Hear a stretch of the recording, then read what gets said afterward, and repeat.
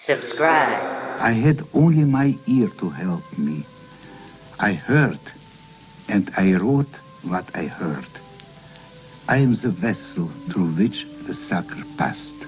In this room, I am composing the Sacre du Printemps, Clarens, 1911.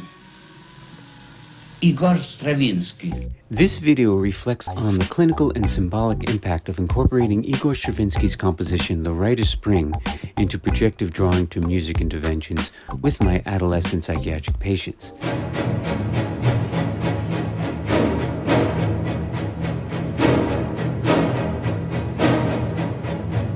The music's raw intensity, rhythmic unpredictability, and underlying narrative of transformation evoke powerful, emotional, and imaginal responses. While its use requires thoughtful clinical framing, I have found it to be a compelling tool for inviting symbolic expression, catharsis, and deeper therapeutic engagement with my tween and teen patients who often struggle to verbalize their internal experiences. In my work with adolescent psychiatric patients, I continually seek therapeutic approaches that allow for emotional expression beyond words. Many of my patients carry histories of trauma, identity confusion, affect dysregulation, or a deep mistrust of traditional talk therapy. Projective drawing to music has proven to be a particularly effective modality, one that engages the body, imagination, and emotional core all at once. Among the musical pieces I've introduced, Stravinsky's The Rite of Spring stands out for its capacity to resonate with the psychological intensity and complexity of my tween and teen patients.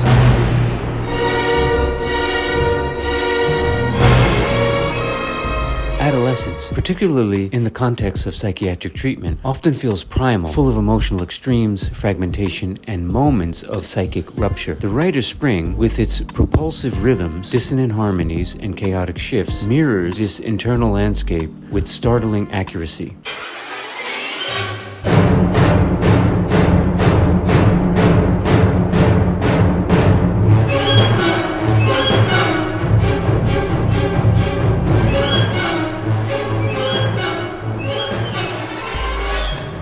My patients do not need to know the historical context of the ballet or its narrative of ritual sacrifice to respond to it on a visceral level. Their drawings, made in response to this music, consistently reveal themes rooted in the earth and the elements. Images of volcanoes, fire, windstorms, and crumbling landscapes emerge alongside dinosaurs, ancient creatures, and eruptive movements of land and sea. These are not quiet or still images. There is always motion, force, and impact. The drawing process itself becomes physical and embodied, with large sweeping marks, aggressive textures, and intense color choices. The music seems to unlock an instinctual connection to something ancient and alive within them.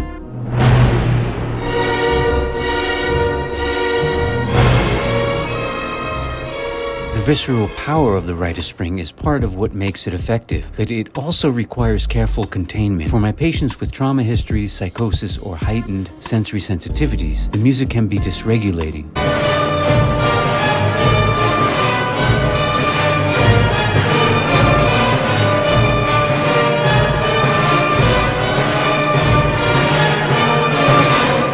I always approach its use with caution, assessing each patient's capacity for sensory and emotional intensity. That said, many of my patients are drawn to the chaotic beauty of the piece. It gives form to what they feel but cannot say. As my patients report, they describe the music as wild, angry, scary, intense, like the end of the world, or like being outside in a storm. For some, it's the first time they've encountered something external that reflects their internal emotional state. That sense of being mirrored, of not feeling so alone in the chaos, is powerful.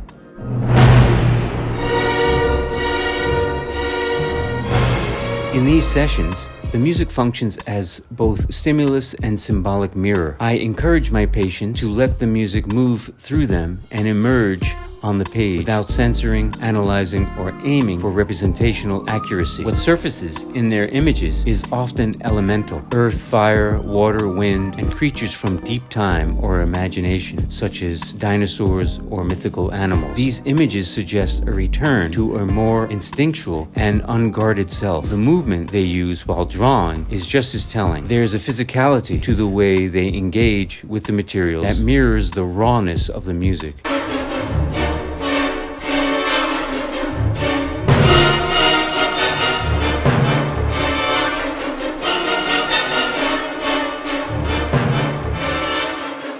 In this way, the process becomes not only expressive, but regulatory, helping them discharge emotion and reconnect with a sense of agency and aliveness. Stravinsky's The Rite of Spring offers my tween and teen psychiatric patients a unique and powerful opportunity for symbolic exploration. Its elemental energy, dissonance, and ritualistic pulse resonate deeply with their inner lives, often resulting in drawings full of earthy explorations, movement, and mythic imagery. When used with clinical attunement and trauma-informed care, the piece becomes far more than background music. It becomes a therapeutic co-facilitator, helping my tween and teen patients access internal truths that may otherwise remain buried. Through this process, the chaos they feel inside finds expression, form, and ultimately meaning. Lastly, at times, when I've watched my tween and teen patients draw furiously to Stravinsky's The Rite of Spring, certain imagery comes to mind.